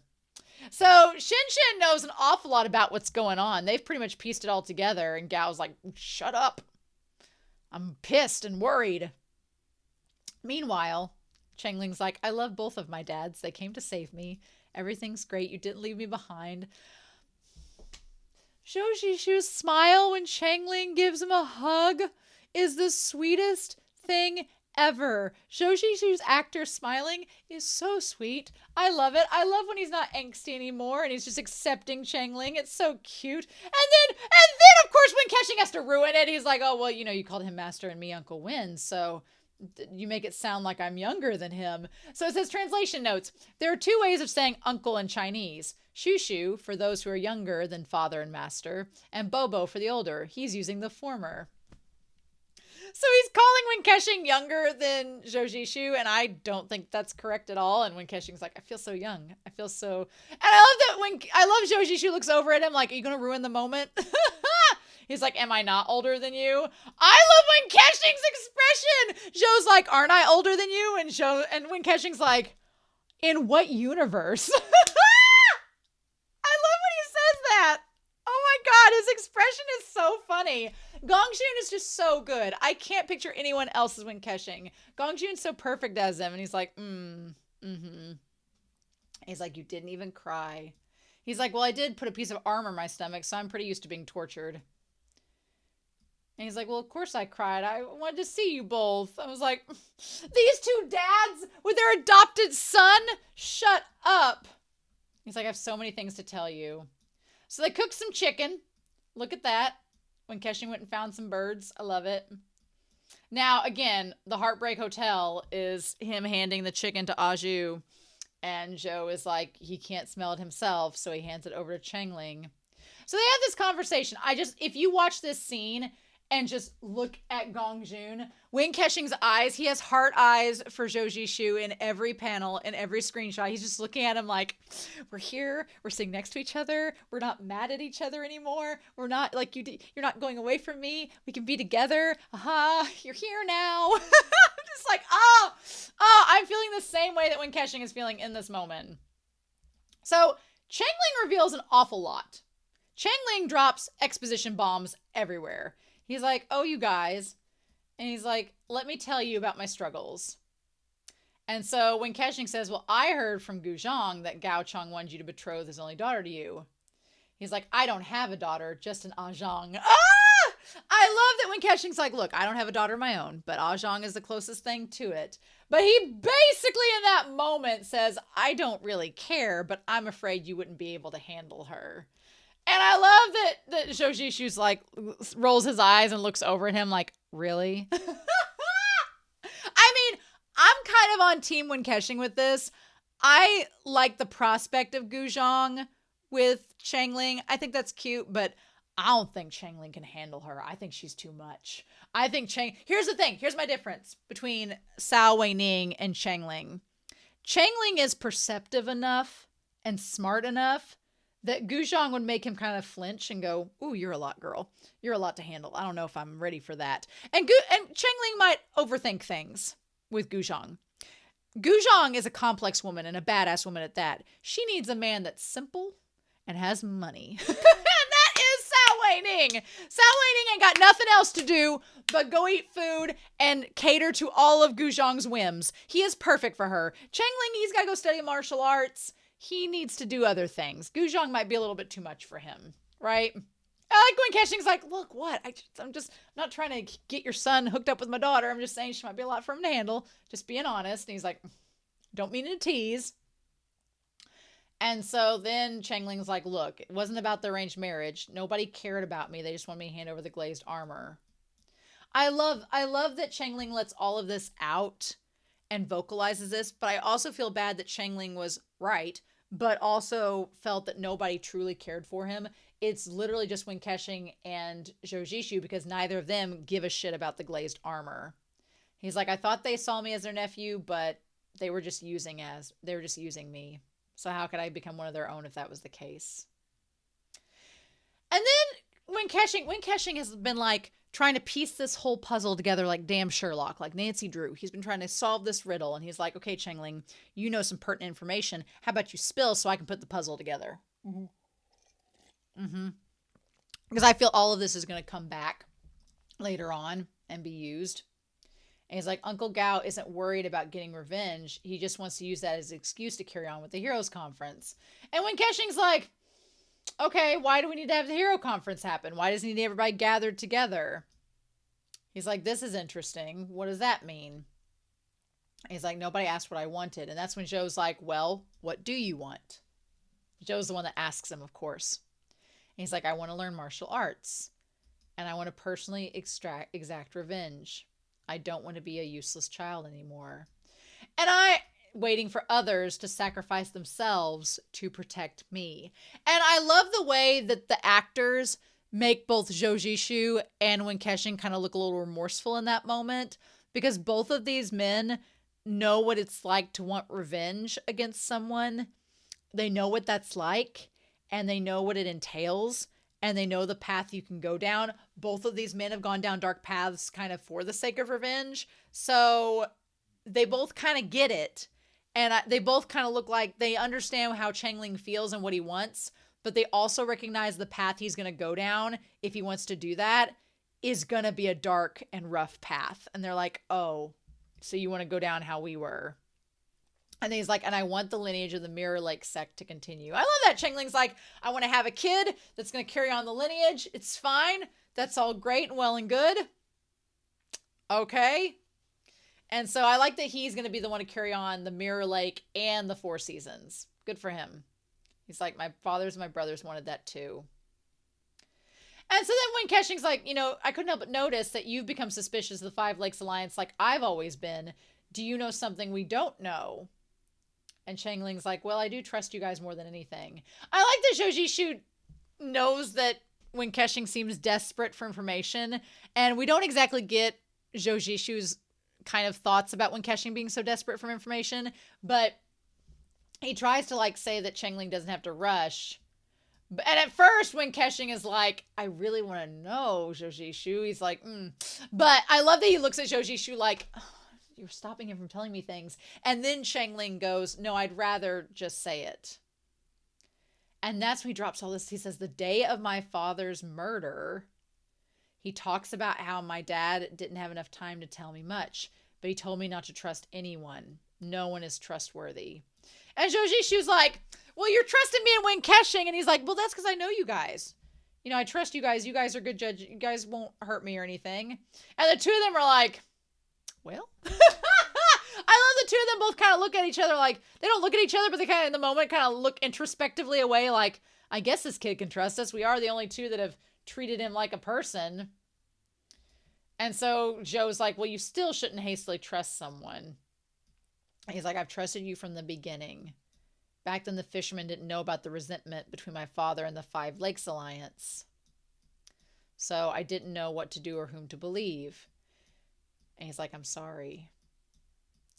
So then he says, my father was in a rush and he cut my stomach open and hid the glazed armor in it. And Zhou's like, what? And he's like, and the wound healed and it's been inside me since then. And I'll take it out for you. And he's like, no. He's like, I don't want you to cut your stomach open. He's like, I don't want it.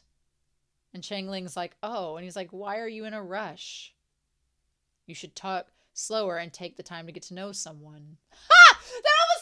That almost seemed like a sexual reference. Like, don't be so easy to take your clothes off, kid. Keep them on. You should take him out on a date first. It's like, Wen Kexing, your father must have been so careful because he guessed that even if old Li safely brought you to his brothers in the Five Lakes Alliance, they would still search you.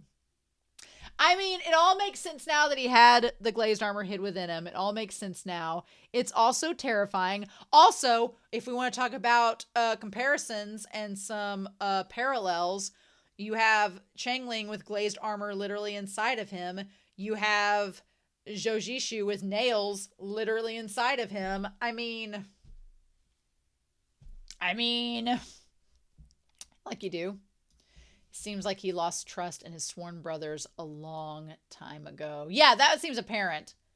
And so he's like, yes, other people don't know, but they've been at odds for many years. And when Keshling's like, wait a minute, at odds? Spill the tea, Chengling.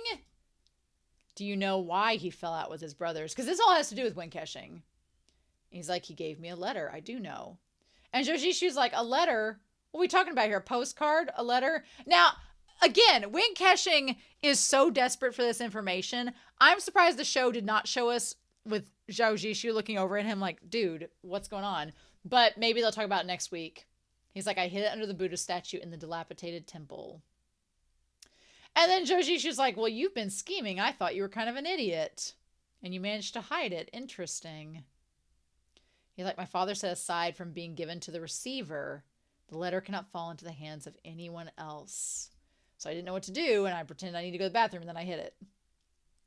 So if worse comes to worse, then I'll just tell the receiver in person. I'm curious who the receiver is. Yeah, who is the receiver, and do you remember what the letter said? And he's like, yeah, the letter is for the Sword Immortal Elder of Chengling Mountain. Okay, so Chengling has this letter. There's a letter that is supposed to go to the Sword Immortal Elder of Chengling Mountain. Now, didn't we talk about the Sword Immortal Elder? Is he the one that made the swords that now Zhoujishu has? Like the sword that was once his master's? Because they talked about that. Is that the case? Like, I find that interesting that we're going to, have a letter about possibly glazed armor and the armory and everything. I'm curious. I don't want to know too much because I'm sure we're going to learn more about him, but I'm interested. The main idea of the letter was that the Five Lakes brothers, Gao, Zhao, Lu, Zhang, and Xin, were all good friends with Rongzhan, Uncle Rongzhan. So we find out that they were all friends. They were all friends. Heart. They were once all buddies, but that didn't last. Uncle Rong became evil because of a mistake the five of them made. So, once, the six of them had a sword battle after arguing over the combined six cultivation method. I don't know what the combined six, like they all couldn't decide in the Voltron scenario who was going to be the Red Ranger. So, the combined six cultivation method.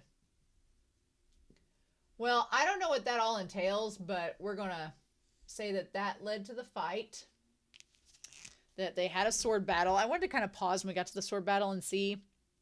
So we see the five of them, and then we see the sixth one in the middle, wearing all white, is Rongzhang. Uncle Rong won the battle, but was poisoned. So we have this table. There's a table of chairs. There's this place that looks like it has a pedestal. There's other plants. The five of them are all battling. It's in the middle of nowhere, in the middle of all these fields. But they're all fighting there, and they all, of course, look younger because it's supposed to be 20 years ago. Okay. And him spinning! Rongzhan spinning is exactly like the same spinning that Wen Keshing was doing during the coffin house. It's the same exact technique.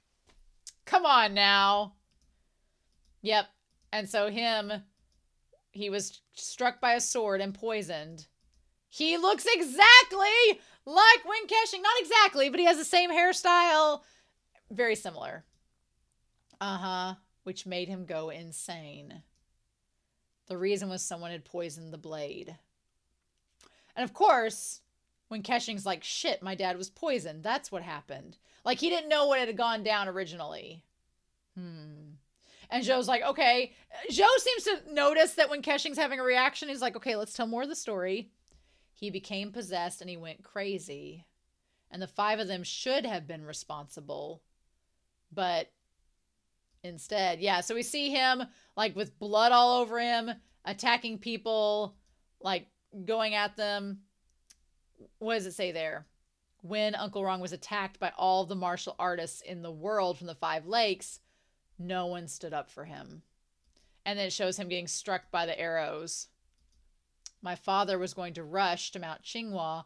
Oh, and fight to the death. So at Mount Qinghua, when they fought, where the Ghost Valley is established, you know, he was going to fight. So basically, Chengling's dad was going to be the only one that stood up for Rongzhan, and didn't make it in time.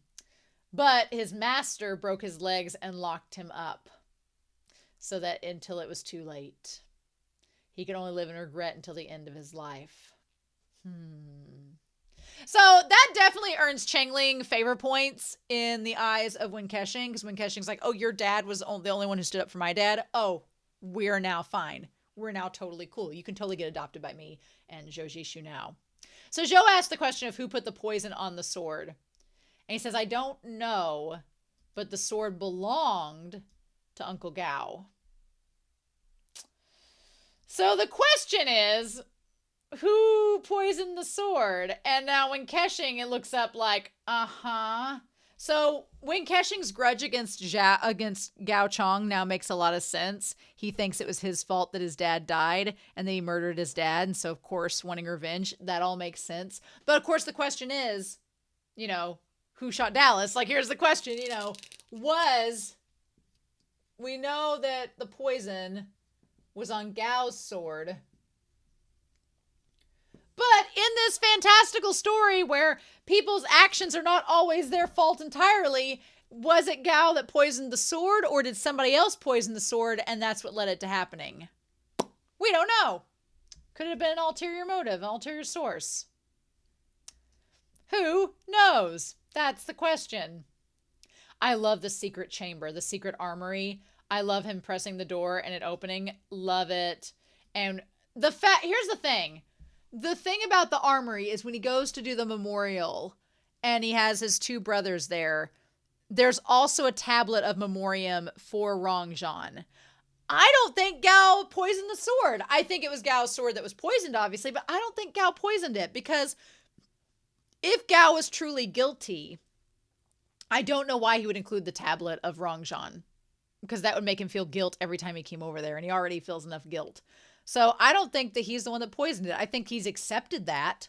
I think in this scene where he laments that his brothers have fallen, I think he laments and acknowledges that, yeah, he's like, there's not much I can do. I'm just going to accept if they want to call me a monster, so be it. I'll just be one. But he's like, I don't know what happened. And now he's like, I can't go back. And he's like, curse you, Rongzhan, for letting all this go down. And yeah, he just basically laments throughout all of it. And he has a really good moment. Like, his actor did a great job in this scene.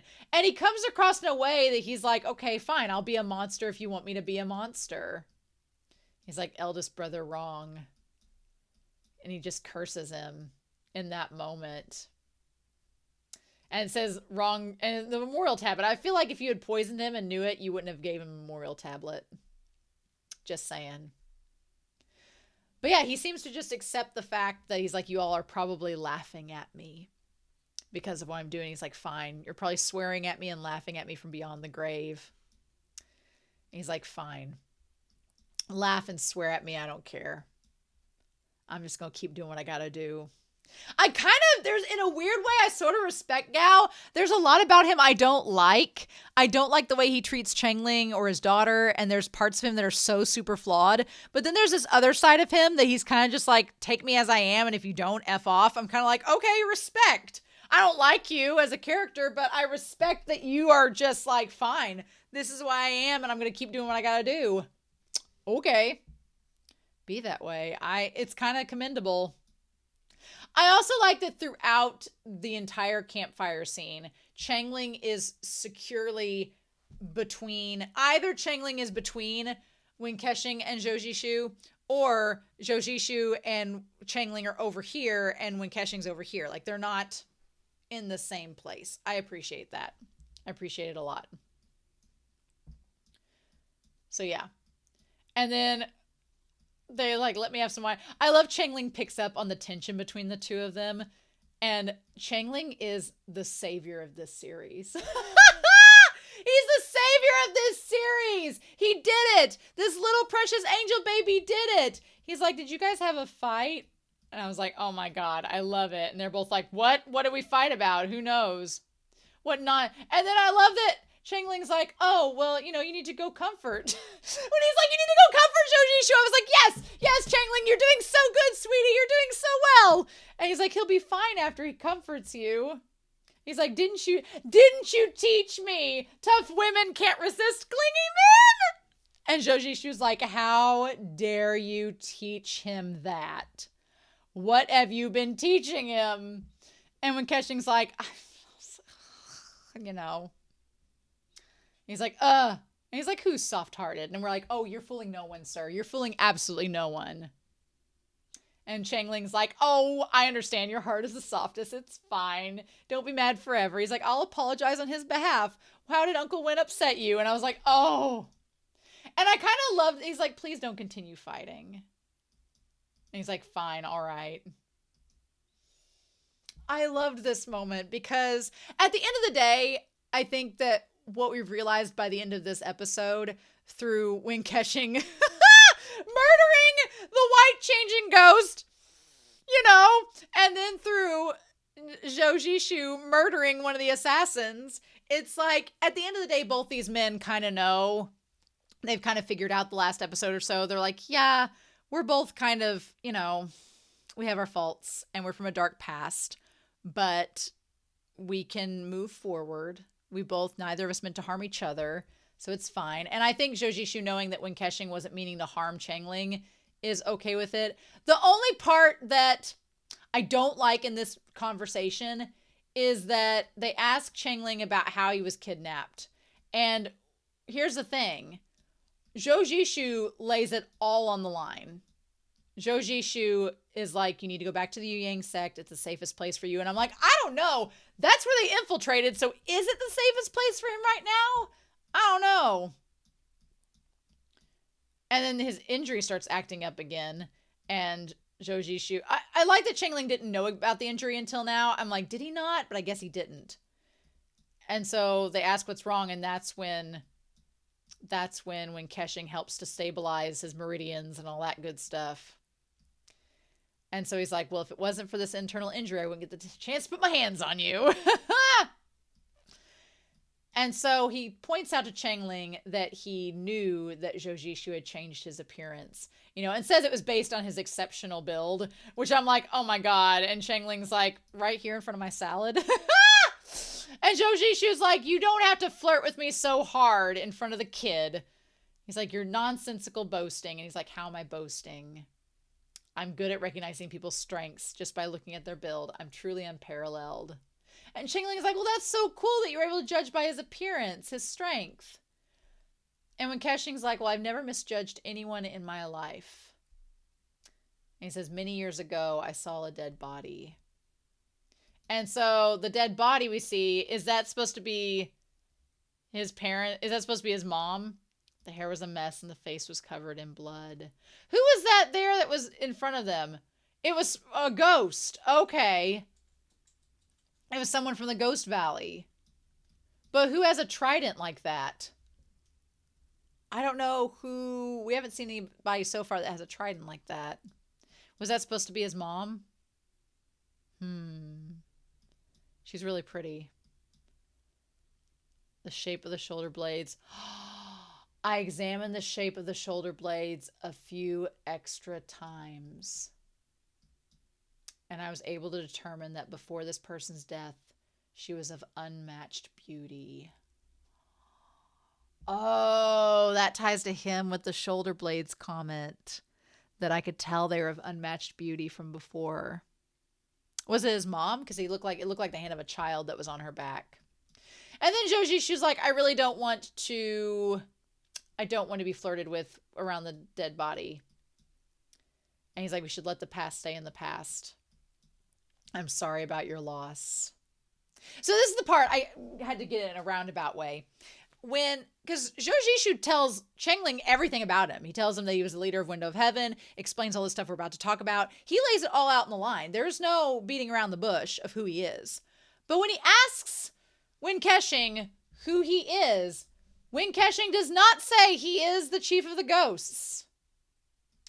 And I feel as if part of that is because Wen Keqing is afraid that they're just making up, and if he tells Shojishu who he is now without getting the chance to get other things in motion, Zhou's going to leave him again. So he's afraid to do that. But in my mind, I'm like, you not telling Zhou everything right now is going to come back and bite you in the butt, sir. When all of your plans in motion, Shojishu's going to be like, oh, you couldn't tell me? You didn't trust me to tell me? And he's going to leave you again.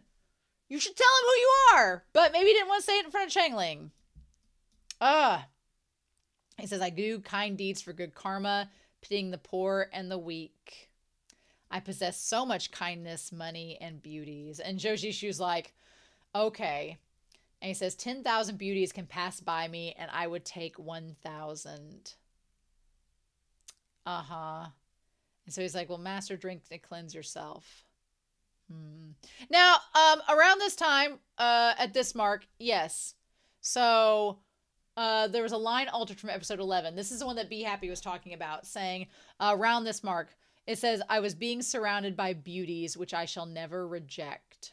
What was actually said in the original dubbing was going through the bush of 10,000 flowers and picking only one flower that is you.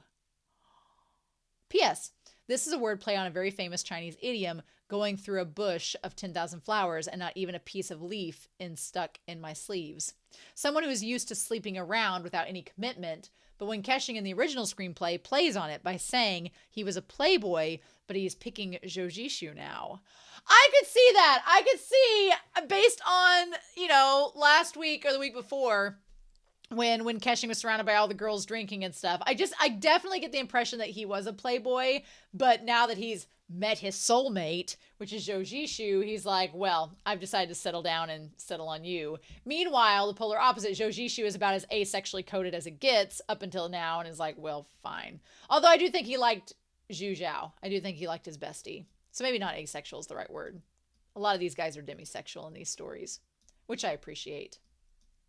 So he gets up and talks about having Chengling join his clan. And Chengling's like, I've been waiting for this since episode 2. And so he's like, you trust me so much, I can only repay with sincerity. Which I love that. I love that he's like, I trust you enough and you trust me that I need to be sincere. Which, I mean, when Keshing, you should jump on board that sincerity train. But he says, I'm the current leader of the Four Seasons Manor. And I'm also the last. The previous leader was my beloved master, but he died when he was 16 of some illness. And he's like, now all the people that came with me are all dead. And so what does he say here? He's like, after I took the skilled disciples of our clan, and I followed the Jin military governor who the Zhou family had served for generations. So now we have the idea of the Jin military clan. Jin military governor. So basically, we have the idea that Shojishu's family, his family had served the Jin family for years. And so when he died, he ended up leaving to go back home. He's like, all I know is to go back home and serve this man Jin that my family had served. Now that I know all these skills, I took the rest of the manor sect with me, the fellow disciples. We all formed the Window of Heaven, and I became the leader of it, like at around 16 years old, which is crazy. Like, he was Chengling's age when all this was going down. That is wild. That is absolutely wild. And then he's like, all 81 of the previous followers that came with me succumbed to power and died, and now I'm the only one left. And he's like, that's how the venomous scorpions know me, because they're rooted in, what does he say there? They're rooted in the 4 assassins who kidnapped you are the venomous scorpions' trump cards. But that's not to the extent of their power. And he says, previously the Window of Heaven wanted to spread our presence to Xiangneng, so we went there and we had some conflicts with them. And its power in Xiangneng is no less than the Window of Heaven's power in the Northwest. And so Chengling's like, processes all this information and is like, so you're an assassin? Yes, my sweet angel baby. He was the leader of an assassin organization. Yep. But he's like, now I'm just a normal person. Which I guess, in some respects, Wing Keshing could tie that back. So if Shojishu got mad at Wing Keshing and was like, you didn't tell me you were the chief of ghosts, and Wing Keshing's like, well, I'm just a normal person now. And I'd be like, oh, you bitch! You bitch! So we'll see where that goes. But he's like, now that you know who I am, would you still want to be in the clan? He's like, yes. He's like, regardless of whether or not you accept me, I want to be a part of it. And I like when Keshing's like, okay, well now I've accepted you as my son. He's accepted you as his son, so let's get the adoption process going. You kowtow and we'll get this thing on a roll. I love that. He's like, hurry up. He's like, don't leave him waiting. It's so cute. He's like, please accept my bow. It's adorable. And when Keshing's like, you've got to accept him now. And Zhao Jishu's like, fine. Now you're in the clan, and you're the first disciple of the 6th generation. With a superb disciple like you, the heritage of the 4 seasons, manor will live on. And I'm your master, and I'm very happy. Oh, it's so cute. He's like, I'm happy too. Shojishu is such a sweetheart. Like the softest heart. Accepting little Chengling. It's so adorable. And when Keshing's like, don't smile too hard at him. And then he looks over at Wing Keshing. They both look at each other, and Wing Keshing's looking at him at how happy he is, and he's like, I mean, it's sweet. It's super sweet. And they chose to end the episode there. How dare they? How dare they? It's so good. It's just so good. I love it so much. I am obsessed. I'm so happy that we're back, that was a short-lived breakup. Although when Keshing's not telling all the things that he knows, he's still keeping things close to the vest, which I'm like, that's going to either be okay for you or backfire on you. Whichever comes first. So anyway, I'm super excited. Really excited to see how this goes down. But anyway, I'm hopeful that you all enjoyed this reaction and discussion. I'm very curious to know your thoughts down below. So much has been revealed, and yet we still have so many questions. So I'm going to be excited to see what our next goal is. Like, what do we do now? We got to go find Guzhong, maybe. Who knows? But we've got to take him back to the Yu Yang sect for now. So we'll see how that shakes down. Anyway, I hope you all have a wonderful week. Please stay safe. Take care. And yes, I hope I'll see y'all really soon with more of Word of Honor. Peace!